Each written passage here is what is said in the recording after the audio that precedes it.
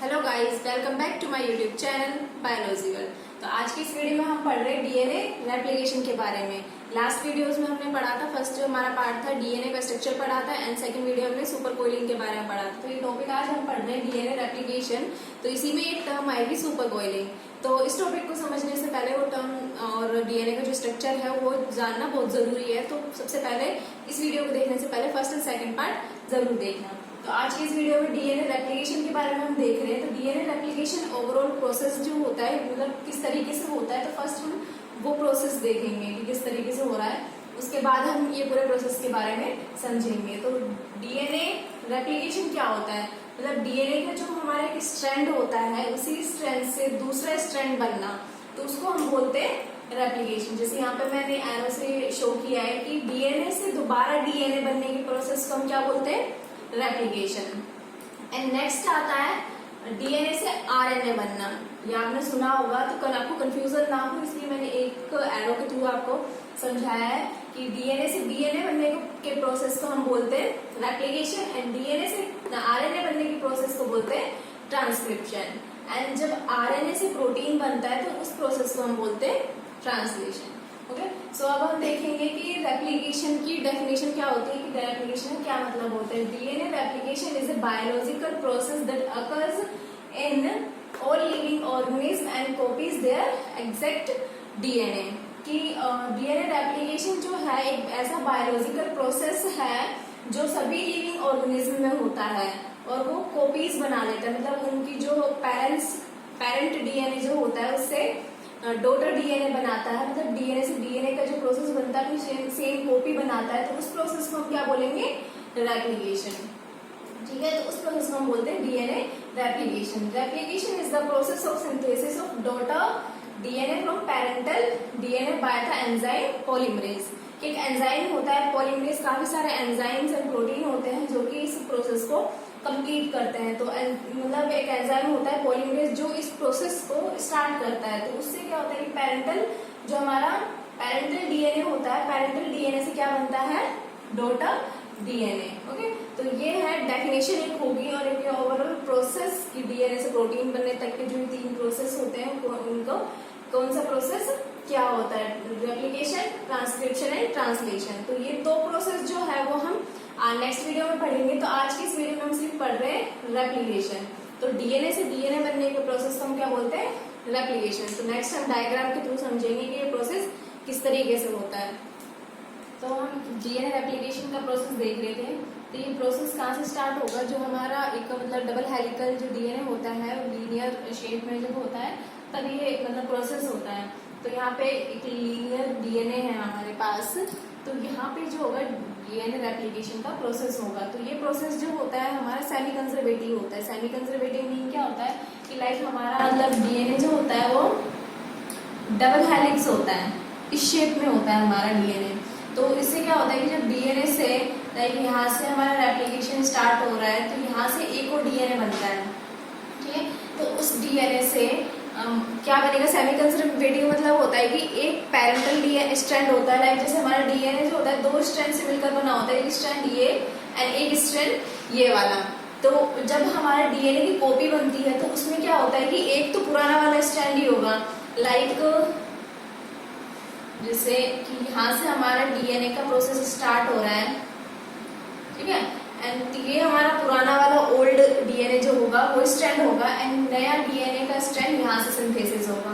तो semi conservative means यही होता है कि ये हो गया हमारा सेमी कंजर्वेटिव, कि एक तो है ओल्ड डीएनए स्ट्रैंड है एंड एक स्ट्रैंड जो है वो न्यू स्ट्रैंड है। तो इस प्रोसेस को हम क्या बोलते हैं, जो ये डीएनए होता है उसे बोलते हैं हम सेमी कंजर्वेटिव डीएनए। ठीक है, तो इस तरीके से होता है सेमी कंजर्वेटिव डीएनए। तो ये जो हमारा प्रोसेस है रेप्लिकेशन का, तो किस तरीके से होता है, सेमी कंजर्वेटिव होता है। तो ये यहाँ जैसे हमारे पास डीएनए है एंड इसमें जो है बीच में न्यूक्लियोटाइड्स हैं, जो ये स्टैंड हमने बनाए हुए हैं इस तरीके से, ये न्यूक्लियोटाइड्स हैं। तो ये डीएनए का एक लीनियर शेप है हमारे पास। तो इसमें क्या होता है कि एक स्पेसिफिक साइट होती है जहाँ से हमारा रेप्लिकेशन स्टार्ट होगा। मतलब किसी भी साइट से रेप्लिकेशन स्टार्ट नहीं होता है, एक स्पेसिफिक साइट होगी जिसे हम ओरिजिन ऑफ रेप्लिकेशन बोलेंगे। तो ओरिजिन ऑफ रेप्लिकेशन जो होता है एक स्पेसिफिक साइट होती है जो मेंशन की हुई है। तो इस डॉट से हमने मेंशन किया है उस प्रोसेस को। तो यहाँ से जो होता है हमारा रेप्लिकेशन का प्रोसेस स्टार्ट होता है। इसी साइड पे एक एंजाइम होता है, हेलिकेज एंजाइम, बाइंडिंग ऑफ, जैसे नेक्स्ट यहाँ पे ये जो डायग्राम है इसमें दिखाया गया कि बाइंडिंग ऑफ हेलिकेज, ये एक एंजाइम आता है। तो वो एंजाइम क्या होता है, हेलिकेज का जो हमारा एंजाइम होता है उसका वर्क होता है जिसके न्यूक्लियर बॉन्ड्स होते हैं उस बॉन्ड्स को तोड़ना। कि एक एंजाइम आके, हेलिकेज एंजाइम इस यहाँ पे आके अटैच करता है, जैसे यहाँ पे दिखाया गया है कि यहाँ पे आके अटैच करेगा और जितने भी यहाँ पे बॉन्ड है उन बॉन्ड को तोड़ देता है, हाइड्रोजन बॉन्ड्स को। तो हाइड्रोजन बॉन्ड्स को तोड़ने के बाद जो स्ट्रक्चर होती है वो कुछ इस तरीके से होती है कि मतलब एक बबल लाइक शेप बन जाता है बीच में, जो जितने भी उनके बॉन्ड होते हैं बीच में हाइड्रोजन बॉन्ड वो टूट जाते हैं, इस तरीके का एक बबल लाइक स्ट्रक्चर बनती है। ठीक है, तो इसके अंदर जो होता है रेप्लिकेशन स्टार्ट होता है। ये एक इजी प्रोसेस नहीं है, इसमें काफी तरीके के एंजाइम एंड प्रोटीन होते हैं जो आके अटैच करते हैं, इस प्रोसेस को आगे कंटिन्यू करते हैं। तो फर्स्टली जब हमारा ओरिजिन ऑफ साइट जो होती है यहाँ पे, जो मतलब जितने भी हमारे यहाँ पे न्यूक्लियोटाइड्स होते हैं बीच में, ये मतलब इनएक्टिव फॉर्म में होते हैं। तो उनको एक्टिव करने के लिए एक एंजाइम आता है, पॉलीमरेज, डीएनए पॉलीमरेज, तो वो आके यहाँ पे बाइंड करता है एंड इन्हें एक्टिव फॉर्म में लाता है। उसके बाद इनके एक्टिव होने के बाद एक एंजाइम, जैसे ये लिखा हुआ है हेलिकेज एंजाइम, हेलिकेज एंजाइम का क्या वर्क होता है, जितने भी हमारे बीच में यहाँ पे हाइड्रोजन बॉन्ड है उनको ब्रेक करता है। ब्रेक करने के बाद कुछ बबल लाइक स्ट्रक्चर बनती है। इन बबल लाइक स्ट्रक्चर के बीच में यहाँ पे डीएनए हमारा दूसरा सिंथेसिस होता है, वो भी काफी एंजाइम्स के अटैच होने पे। ठीक है, तो ये बबल लाइक यहाँ पे लिखा हुआ है रेप्लिकेशन बबल। ठीक है, जो ये मतलब शेप बनती है तो इस शेप को हम बोलते हैं रेप्लिकेशन बबल। एंड मतलब जब डीएनए अंदर की तरफ सिंथेसिस होगा तो वो हमारा क्या होगा, न्यू स्ट्रैंड, एंड बाहर जो हमारा ओल्ड डीएनए है उसे हम बोलते हैं पेरेंटल, उसे हम बोलेंगे पेरेंटल स्ट्रैंड। ठीक है, तो इस तरीके से कुछ प्रोसेस हमारा स्टार्ट होता है रेप्लिकेशन का। तो नेक्स्ट देखते हैं कि ये डायग्राम जैसे कि हम देख रहे हैं यहाँ पे बबल शेप आ गई। तो ये बबल शेप जो है एक वाई शेप स्ट्रक्चर में चेंज हो जाता है। लाइक जो हमारा मतलब प्रोसेस है वो कुछ इस तरीके से होता है कि यहाँ से ये स्ट्रैंड जो है ऐसे शेप में चेंज हो जाते हैं, तो वो कुछ वी शेप में बन जाता है, वी शेप में। एंड जो ये दोनों स्ट्रैंड है यहाँ से रेप्लिकेशन का जो हमारा प्रोसेस होता है स्टार्ट होता है। तो नेक्स्ट हम डायग्राम देखते हैं कि किस तरीके से होता है।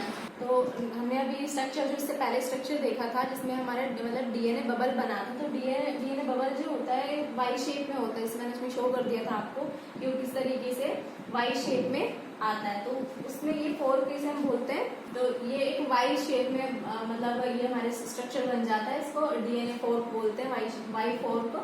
तो इस शेप में हमारा डीएनए रेप्लिकेशन होता है। जैसे कि वहां पे हमने कुछ इस तरीके से स्ट्रक्चर देखा था ऐसे, तो हमारे बीच के जो हाइड्रोजन बॉन्ड थे वो ब्रेक हो गए थे, है ना। तो ब्रेक होने के बाद क्या हुआ था कि इस तरीके से एक वाई मतलब बबल बना था, इस तरीके से ऐसे बबल बना था। तो उसमें क्या हुआ था कि मतलब इस तरीके से हम ले सकते हैं कि वो एक वाई शेप में हमारा एक फोर्क बन गया है। तो इसमें वाई शेप की जो फोर्क है इसमें रेप्लिकेशन स्टार्ट होता है। तो इस तरीके से इस तरफ हमारा क्या होगा, लीडिंग स्ट्रैंड, एंड इस तरफ से स्टार्ट होगा लैगिंग स्ट्रैंड।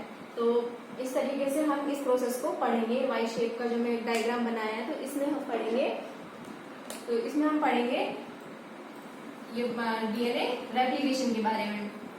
ठीक है, आगे इस प्रोसेस के लिए अगर आपको कुछ थ्योरी भी चाहिए तो थ्योरी के लिए मैं कुछ स्लाइड्स ऐड कर दूंगी वीडियो में, ताकि आप इजीली उसको स्टडी कर सकें एंड इन डायग्राम के थ्रू आप उसको इजीली समझ भी सकते हैं। ओके, तो इस मतलब यहाँ पे सिर्फ हम डायग्राम के थ्रू समझ रहे हैं, कुछ स्लाइड में मैं थ्योरी ऐड करके आपको अच्छी तरीके से डिस्क्राइब करने की कोशिश करूंगी। तो यहाँ पे हम क्या देख रहे हैं, जो वाई शेप हमारा बना था डीएनए बबल, जो हमारे मतलब जो न्यूक्लियोटाइड्स के हाइड्रोजन बॉन्ड्स थे वो ब्रेक हो गए थे, उसके बाद ये वाई शेप का एक फोर्क बना था। तो इसमें जो होता है हमारा डीएनए का प्रोसेस होता है। तो डीएनए का प्रोसेस जो होता है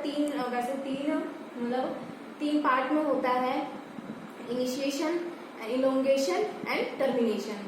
तो जब नेक्स्ट जो मैं स्लाइड आगे ऐड करूंगी थ्योरी में, तो आप उस थ्योरी में जाकर पढ़ सकते हैं कि इनिशिएशन मतलब किस तरीके से होता है, इलोंगेशन एंड टर्मिनेशन जो प्रोसेस है तीनों वो किस तरीके से होते हैं। तो यहाँ पर मैं आपको ओवरऑल पूरा प्रोसेस डिस्क्राइब कर दूंगी। एंड तो स्टार्ट करते हैं हम।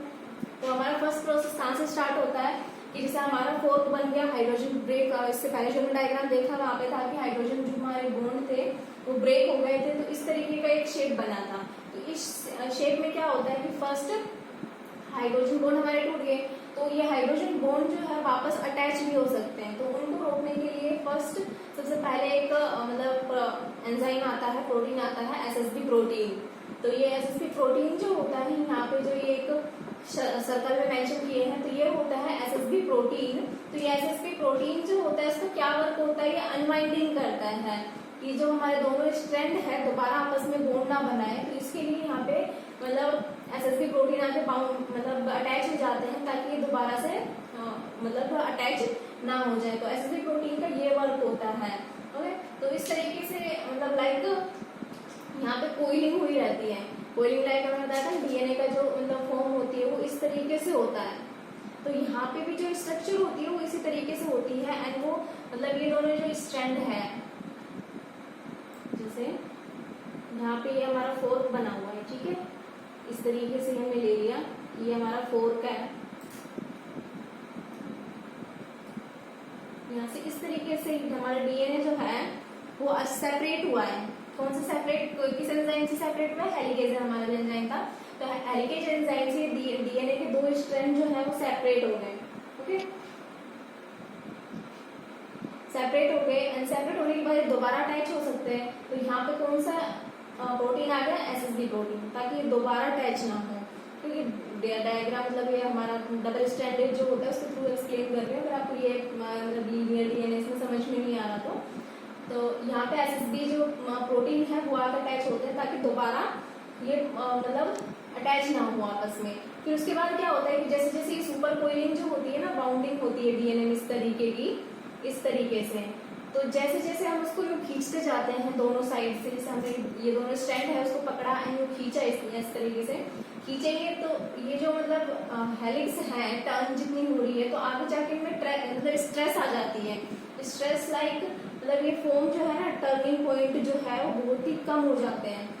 लाइक इस तरीके से बहुत ही छोटे छोटे हो जाएंगे, इस तरीके से। तो जैसे जैसे कोई धागा होता है तो उनको खींचते जाते हैं तो आगे जाके टेंशन सी क्रिएट हो जाती है इस तरीके से। तो इसमें इसको हम क्या बोलते हैं, सुपर कोइलिंग। लास्ट वीडियो में हमने पढ़ा था इसके बारे में, सुपर कोइलिंग। जैसे जैसे हम इसकी मतलब अनबाइंडिंग होती जाती है डीएनए की, यहाँ से इसे सेपरेट होते जाएंगे तो आगे जाके जो डीएनए की टर्निंग पॉइंट्स जो है उनमें मतलब तो टेंशन क्रिएट होती है। तो उस टेंशन को हम क्या बोलते हैं, इस टर्म को सुपर कोइलिंग। तो सुपर कोइलिंग जो होती है डीएनए में मतलब एक तरीके से प्रोसेस जो होता है रुक जाता है जब यहाँ पे टेंशन क्रिएट होती है डीएनए में। तो उस मतलब ये सुपर कोइलिंग हमारी बन जाती है। तो इस सुपर कोइलिंग को रिलीज करने के लिए एक एंजाइम होता है। कौन सा एंजाइम होता है, टोपोआइसोमेरिज्म, ठीक है। तो टोपोआइसोमेरिज्म तो एक एंजाइम होता है टोपोआइसोमेरिज्म जो हमारी बिना टेंशन क्रिएट हुई है सुपर कोइलिंग। तो सुपर कोइलिंग को कौन रिलीज करता है, टोपोआइसोमेरिज्म। लास्ट वीडियो जो हमने पढ़ी थी उसके बारे में अच्छे तरीके से डिस्क्राइब किया था कि सुपर कोइलिंग क्या होता है, तो उस वीडियो को जरूर देखना।